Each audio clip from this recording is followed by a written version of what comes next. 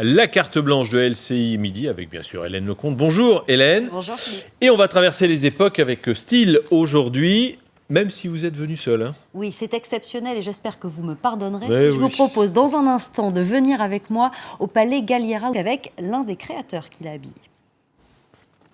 Bonjour Jean-Claude J3. Vous avez écrit quelques pages de ce journal intime en vêtements qui nous entoure ici au Palais Galliera avec votre signature. Oui. C'est le cuir. Comment est-ce que vous êtes entré dans le dressing de Dalida ? Oh, ça va faire 20 ans, 30 ans même, 35 ans, dans les années 80 que j'ai rencontré Dalida. Ça a été une rencontre absolument merveilleuse. Et je peux dire qu'aujourd'hui, ce qui serait vraiment merveilleux, c'est que Dalida serait sur tous les réseaux sociaux et elle ferait un tabac aussi bien sur Instagram que sur Facebook. Elle aurait des millions de fans, comme toujours d'ailleurs. Cette robe, oui, que l'on va voir dans un instant quand elle la porte sur scène, est-ce que vous pouvez nous la raconter, nous raconter son histoire? C'est une histoire qui est simple, c'était une robe manteau. Elle est arrivée un jour chez moi avec un manteau et elle m'a dit, de ce manteau, j'aimerais qu'on fasse une robe. Alors je lui ai dit, ben oui, d'accord, nous allons essayer. Et puis nous avons choisi des couleurs et elle m'a dit, non, je préférerais du noir aujourd'hui, j'aimerais une robe noire. Nous étions en 82. Vous voyez que ça fait un moment. Et nous avons choisi justement de faire une robe manteau, vous voyez, qui s'ouvre, hein, voilà.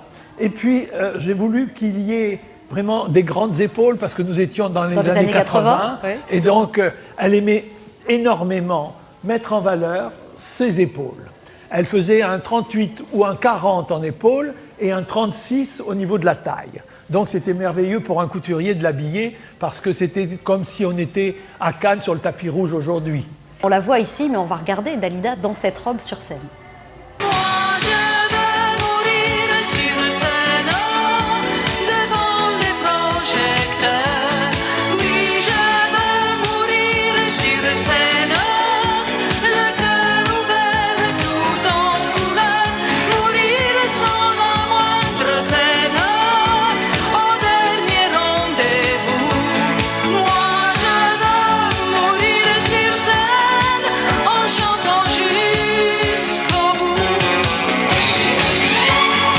On a changé de décor, on est ici au milieu de ces tenues de scène. C'est une femme qui savait très précisément ce qu'elle voulait porter, ce qu'elle ne voulait pas porter.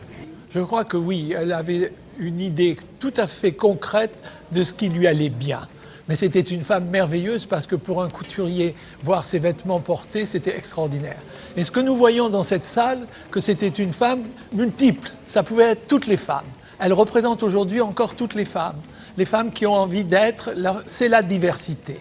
Et c'est cette diversité qui nous intéresse aujourd'hui, c'est que 30 ans après, tout le monde peut se projeter avec ses tenues. Et dans cette garde-robe qui dresse d'elle un portrait très émouvant d'ailleurs, puisque ce sont les tenues qu'elle a portées. Vous parliez des années 80, au moment où vous avez créé, vous, cette robe pour Dalida. À chaque fois, ça correspond aussi à des moments particuliers de sa vie. Est-ce qu'on ressent ses états d'âme, ses émotions dans les vêtements? Oui, je pense qu'on reçoit ces états d'âme, on les reçoit vraiment d'une façon très importante. C'est une femme qui a un grand cœur, elle veut le partager.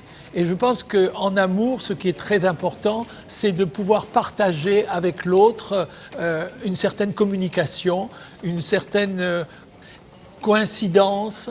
Et c'est ça que j'ai rencontré avec elle, c'est cette espèce de chose très, très intime où elle avait un contact corps à corps avec son public. Ici, vous côtoyez, en tout cas vos robes, celles de Balmain, Azzaro, Saint-Laurent. Oui. Elle vous a donné aussi, d'une certaine façon, vos lettres de noblesse en vous faisant entrer dans ce panthéon du vêtement qui était son dressing. Moi, j'étais très content d'être avec elle parce que justement, elle savait faire vivre le vêtement. Ma grand-mère disait, celle-ci, elle porte bien la toilette. Et c'est ça qui lui convient absolument bien. Vous dites aussi que le mot glamour pourrait avoir été inventé pour elle? Le glamour, mais aussi l'amour. Je crois que l'amour, ce qui était important, c'est qu'elle savait vivre et se séparer de son image. Entre sa vie personnelle et son travail, elle séparait son image en deux. Et je crois que c'est ça qui a fait que tout le monde pouvait se projeter sur sa personnalité. Elle a aussi tout osé, c'est en tout cas ce que nous a dit son frère Orlando, qui a prêté ses tenues et on va l'écouter. Je me rappelle quand même petite, Elle avait ce port-là. Même avec une petite chose, elle avait ce sens du choix et de l'élégance. C'était en elle. Loris Azarov a dit, Dalida, je ne suis pas la mode, Dalida est la mode. Quand on voit les photos de Dalida d'il y a déjà 30 ou 40 ans, on dirait qu'elle est habillée comme les filles d'aujourd'hui. Vous me direz que c'est un éternel recommencement aussi, la mode. Mais elle aussi, elle a choisi des choses qui étaient intemporelles.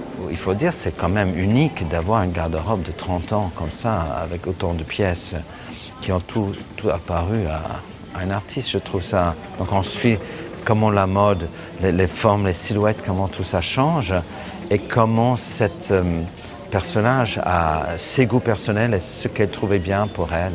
Donc j'espère qu'il y a des couches qui se succèdent et qui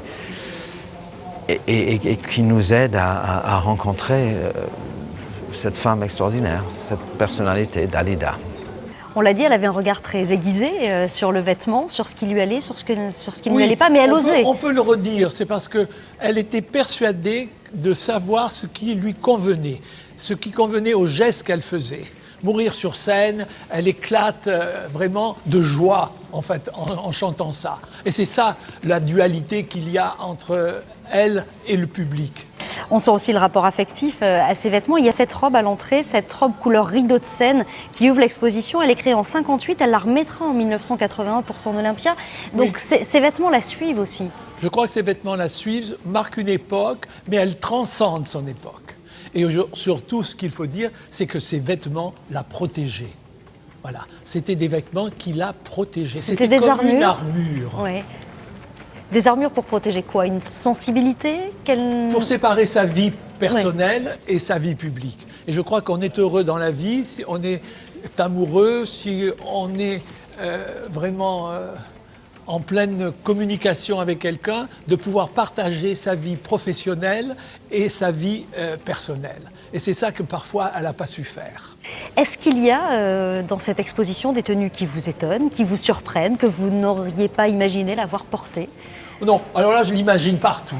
Vous avez posté sur Instagram, quand on regarde le compte J3, une vidéo dans laquelle on voit une robe qui est en train d'être cousue et ça s'appelle Dalida aujourd'hui. Oui. Alors quelle robe feriez-vous pour elle aujourd'hui en 2017? Écoutez, la robe que je ferai pour elle aujourd'hui, c'est à peu près la même que celle que nous avons vue tout à l'heure. Seulement là, elle sera modernisée, elle sera une robe de 2017 et la robe sera toute en zip. C'est-à-dire que du haut en bas de la robe, on peut la dénuder complètement. Et j'ai une dernière question pour vous. S'il y a une autre robe, en dehors de celle que vous avez créée pour Dalida, dans cette exposition que vous auriez aimé créer, laquelle choisiriez-vous? Celle que je choisirais, c'est celle de Saint-Laurent. Merci beaucoup Jean-Claude J3.